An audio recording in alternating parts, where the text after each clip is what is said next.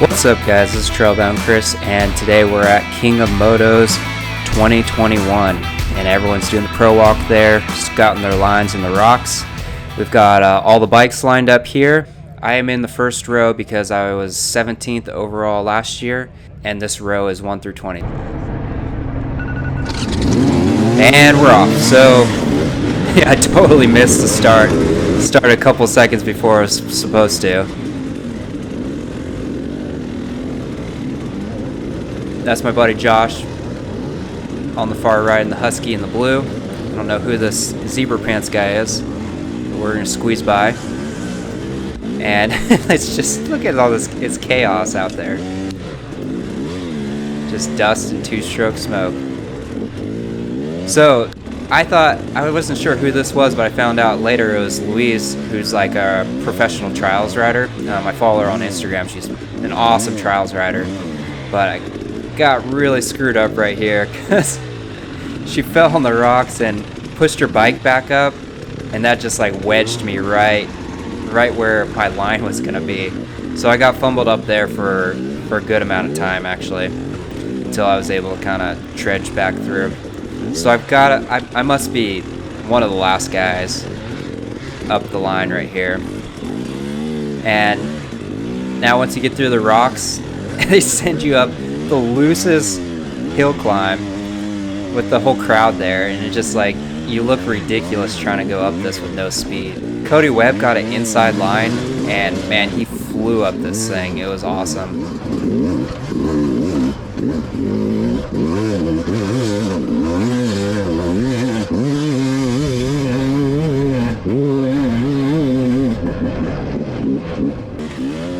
My line was definitely not not a good one. As you can see here, I'm getting super lost. I think that was Matt that was like, no, you go that way. And yeah, my GPS is already falling out of the mount.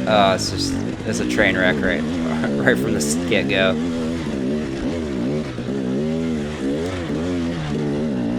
So the train kind of eases up a little bit. You get a little bit of breather, which is nice. Thank you, Justin, course guy, for giving us a little breathing room right here, and then sending you down the rocky trail. Oh my god, what alarm's going on? So I don't know if you guys heard that, but my alarm is going off. Oh my god, I felt so stupid. So this is the alarm that I set, like, you know, when it's time for me to like start to be at work, you know, like it's kind of like, hey, you should be at work. If not, you're late. If I'm like on a mountain bike ride or something and need to get there. So this thing was going off. It actually went off. If you rewind and go to the very start position, you can hear it go off right when the flag falls. And I'm pretty sure I heard it from the start, and I was like, whose alarm is that? And that's what screwed me up in my start. But as you can see here, I'm taking the time to put the stupid GPS back in and turn this alarm off. I can't believe that happened. So I'm getting passed by some guys. So this is the Prologue. I didn't explain it before, but all this does is gives you a starting position. It's a shorter race. It's only about, an hour it's like 45 minutes for us amateur guys, and probably like 24 to 30 for like Cody Webb and Tristan Hart and those guys. So you don't want to kill yourself on this, because if you can get 1 through 20, you're already in the first row. And if you're 20 through 40, you're in the second row. So if you don't wear yourself out on this, it's definitely the better strategy, as long as you can get like sorta in the top rows. But I know, like, I think most people are pacing themselves who has at least done the race before, and they kind of understand. I asked the question in tech just to make sure people knew that this doesn't count towards your final score. This is just the starting position. It's starting position, and it's also to kind of beat us down a little bit. I think it's the strategy of the course managers. So these rocks are just treacherous. They are just just big enough to be super annoying, not small enough to be able to ride through easily, and they just hammer you. So we're coming up to either Sledgehammer or Jackhammer. I forget which one this is, but I know from previous years that there's a really technical section coming up, and if you take this far right line and kind of like side hill it, it goes around it. But I don't know, I think this was the wrong decision, because you can see here I'm getting so screwed up trying to get up this super steep hill.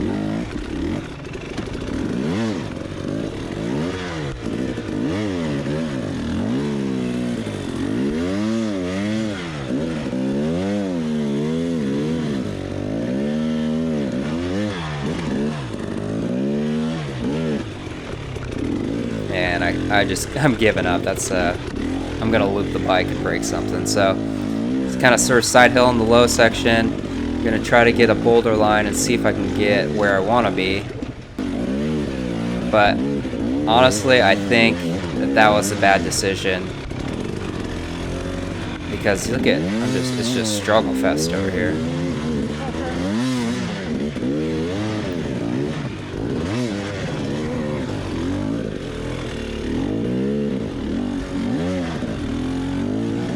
So now I've got some big boulders to cross again. I'm on this like uphill slope, trying to pop it to get up onto like a bigger rock to hold that traction. Oh man, not good.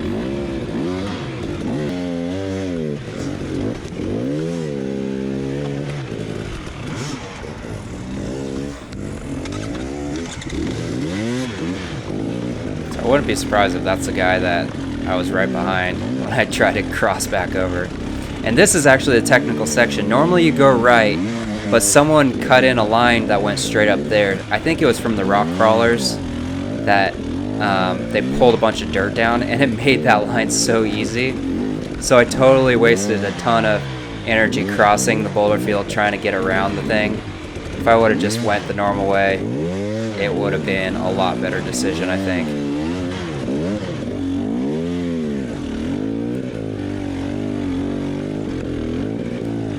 So I'm on the Gas EC300. I have not done the build videos that I plan to do yet. I'm gonna edit them up, but you can just hear this thing lugging. I am loving this bike.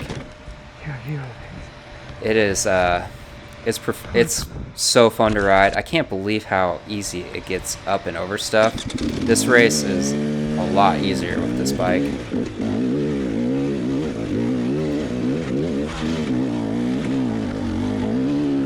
So we're getting out of that canyon. Got a good solid hill climb to pump our way out of this thing.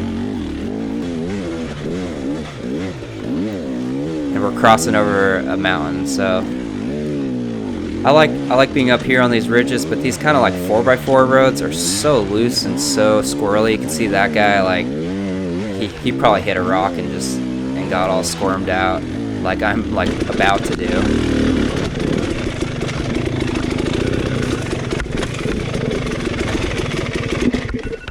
Come on. Oh, you can hear again, there's the alarm clock going off. I don't know. Stop. I don't know if I didn't turn it off the first time or what, but yeah, I could not do the whole race with that thing going off in my ear, well, in my pocket. So sometimes you gotta bulldog the bike. Using the tugger strap, the Trailbound tugger strap, to lift the bike up. I got the front brake pulled in, and then I lift the rear tugger, and it pivots around on the bike. If I was a badass trials guy, I would just do a nose pivot somehow, but the safe way to do it is pull that front brake off the side of the bike, pull the tugger, and drag that rear end around, and then get back on the bike. I like when it gets bouldery, when you have these big boulder slabs. I like it a lot better than all those little rocks. I think that stuff's a lot more fun to do. You see we're coming in on our first check of, I want to say, 4, including the finish line. And I am feeling pretty squirrely out of this point. How you doing, bud? Good, thanks. I lied to that guy. I'm not. I'm feeling pretty squirrely, pretty sketchy. It's hard to do these races right in the morning with no warm up. You're just straight into all these rocks. It beats you up. It takes a while to get your balance or something. Like, to be those pro guys, they can just hammer it on demand and no warm up. So that's a big advantage for them. For me and a lot of the amateur guys, it takes like this race to kind of get warmed up before the next race, where you start to feel a lot better.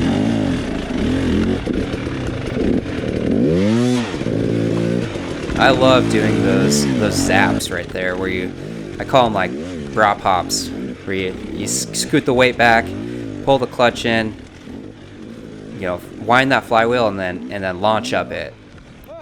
I wish, oh, getting squirrely. I wish more of the race had more of those like zaps that you had to do, and kind of maybe less of this just grunty riding through these loose, terrible rocks. This is a cool section. So that line was easier than the hard right line. There's a cool vertical wall on the hard right that I knew from the previous weekend when I rode here that if you do it, it gets pretty sketchy because it's like a step up. But I saw my friends go on that left line, so I knew when I got to that point, stay left. And you still have to gun it, but it's a little bit safer. And I know some guys did go right. They weren't sure which way to go, or which way was the easier way. And they said they had some pretty squirrely moments. There you can see my GoPro on my chest mount hitting the bars, and you can thank AMA for this terrible angle. I'm really disappointed that they set up this new rule that says no helmet GoPros, because now we can't even watch like the pros. Like, a lot of the pros aren't even running GoPros now because you can't put them on your helmet. And I don't blame them for not putting it on their chest, because I mean, look at this angle. It looks it's just super. It just does not look good. You got the bars in the shop most of the time, so if anyone knows how to kind of protest the AMA on getting this rule changed, and or signing some kind of paperwork that says it's okay if I get hurt with the GoPro attached to my helmet, let me know. I'm totally down to promote that and get people to sign it, because I would love to get the GoPros back on the helmet, get some better footage for you guys. It's a lot more fun to see it from the helmet view because it's a lot stabler and a lot higher.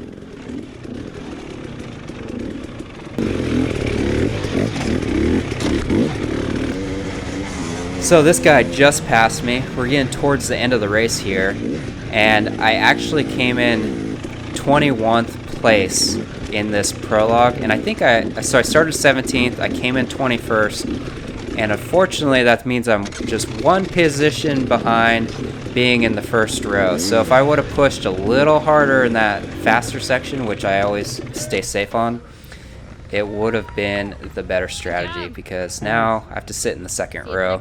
Yeah. Alright guys, we just finished up the prologue at King of Motos 2021, and as you can see, I had a terrible start.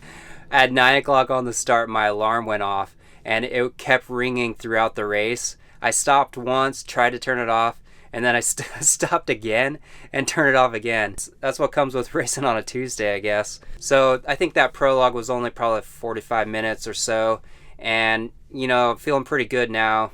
I'm kind of warmed up and I'm ready for the next race, but they're going to start us out on that first gnarly hill climb, and it's going to go even further up instead of pivoting right. So that should be interesting. So stay tuned for that, guys, and we'll see you in the next video.